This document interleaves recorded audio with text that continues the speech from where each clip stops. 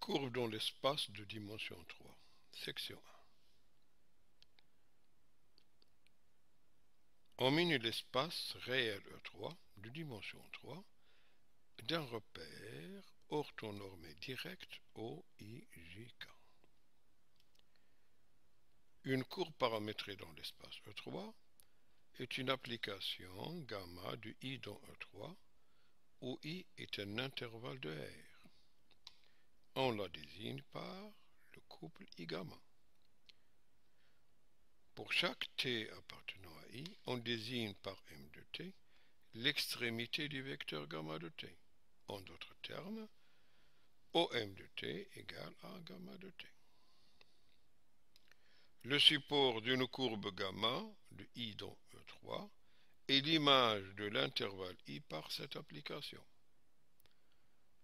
Support de gamma égale à l'ensemble des points m de t tels que t appartenant à I.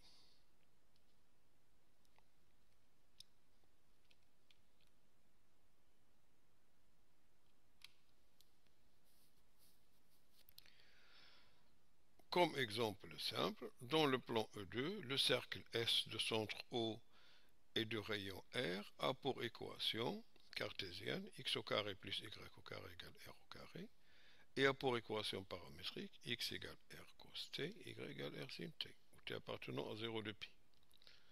Avec la notation de l'air exponentielle it qui est égale à cos t plus i sin t, on voit que le cercle S est l'image de la courbe gamma qui a t appartenant à 0 de pi fait associer r exponentielle it.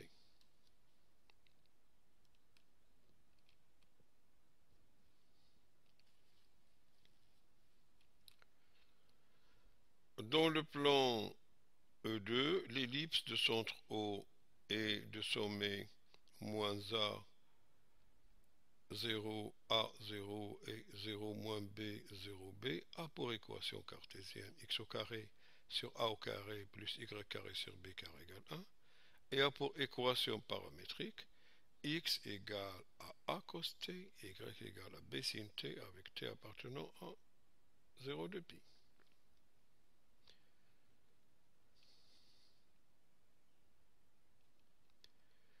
L'hélice circulaire est définie par l'application de R dans E3 qui a t fait associer cos t, sin t et t.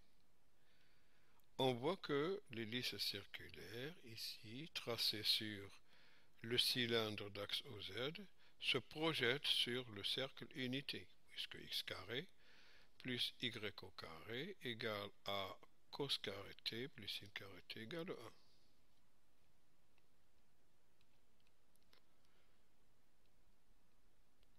Donc le support de l'application gamma qui a de 0, 1 à valeur dans E2, qui a été fait associer exponentielle de 2 i pi t, et le cercle unité, le cercle S.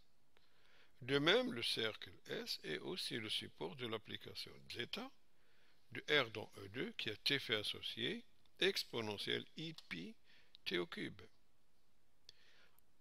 Ici, on voit que deux courbes différentes peuvent avoir un même support.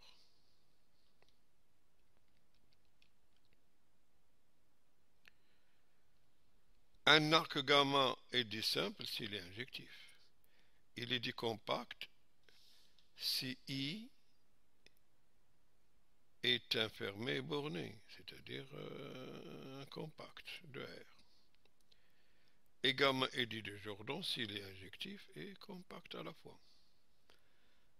Un arc gamma d'un compact, d'un fermé AB à valeur dans E est dit fermé si M de A égale M de B, ou si gamma de A égale gamma de B. Par exemple, l'arc gamma de R dans E2 qui a été fait associer exponentielle de I pi t n'est pas simple. L'arc gamma de 0,1 dans E2 qui a été fait associer 2i pi t est compact parce que l'intervalle de départ est un fermé borné, c'est un compact. L'arc gamma de R dans E2 qui a T fait associé exponentielle de I pi T au cube n'est pas de Jordan, ni injectif ni compact. L'arc gamma de 0,1 dans E2 qui a T fait associé exponentielle de I pi T est fermé puisque gamma de 0 égale à gamma de 1.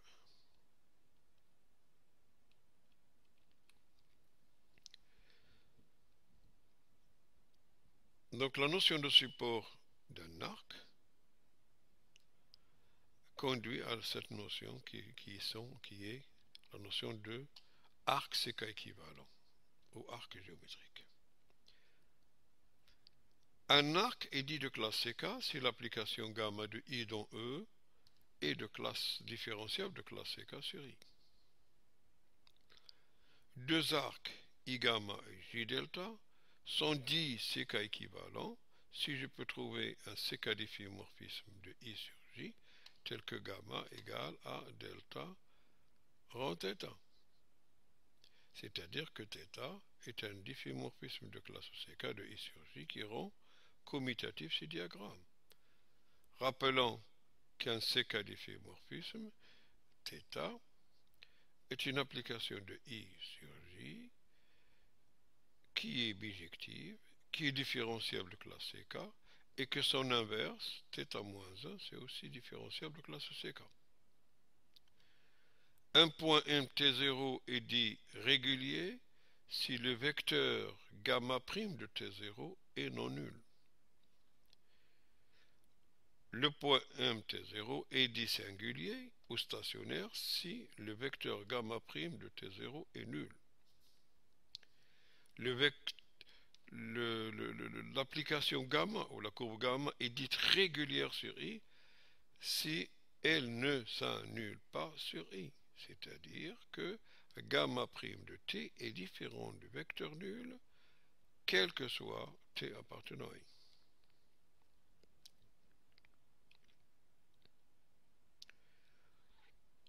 Arc géométrique, théorème. Alors la relation binaire entre courbes paramétrées définie par I gamma est en relation avec J delta, c'est seulement si je peux trouver θ un séca difféomorphisme de I sur J tel que gamma égale à delta rho θ, c'est-à-dire si I gamma et J delta sont séca équivalents, est une relation d'équivalence. Les classes d'équivalence pour cette relation sont appelées arcs géométriques. Un représentant quelconque d'un arc géométrique est appelé paramétrage admissible ou paramétrisation de gamma.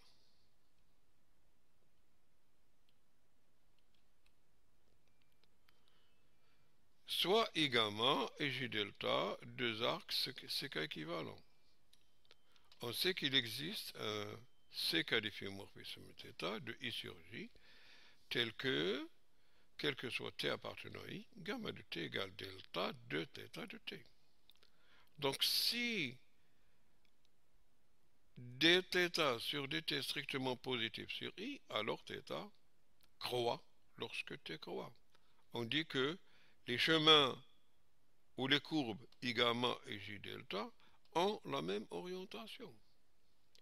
On définit ainsi la relation d'équivalence R définie par I gamma est en relation avec J delta, c'est seulement si il existe un difféomorphisme de classe séca θ de I sur J tel que gamma égale à delta rho θ avec θ' est strictement positif sur I. Les classes d'équivalence pour cette relation sont appelées arcs géométriques orientés.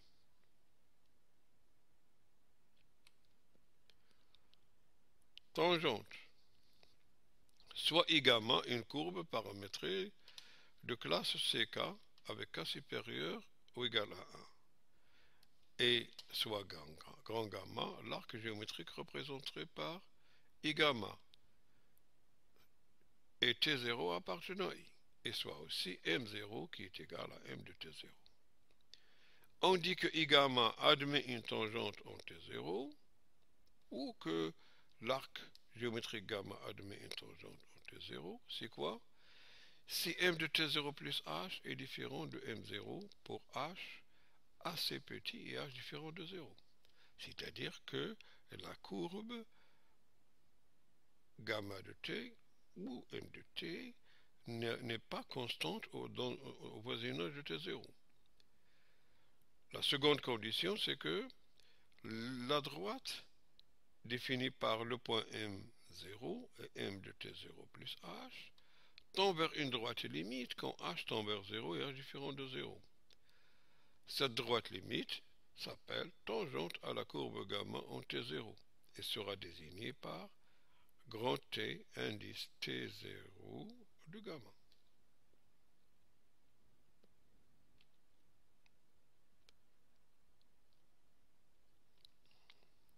Ici, un faisceau de droite passant par M0 et joignant bien sûr et d'autres points de la courbe. Et à la limite, on voit ici la tangente à la courbe en T0.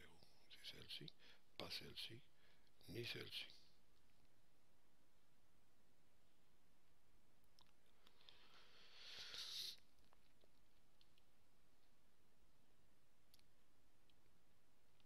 Théorème. Donc si MT0 est un point régulier, alors la courbe I gamma admet une tangente en T0. C'est la droite définie par le point M0 et par le vecteur gamma' de T0. Supposons que M de T0 est un point singulier. Et on suppose en outre que les dérivées gamma q de T0 ne soient pas toutes nulles pour q supérieur ou égal à 2.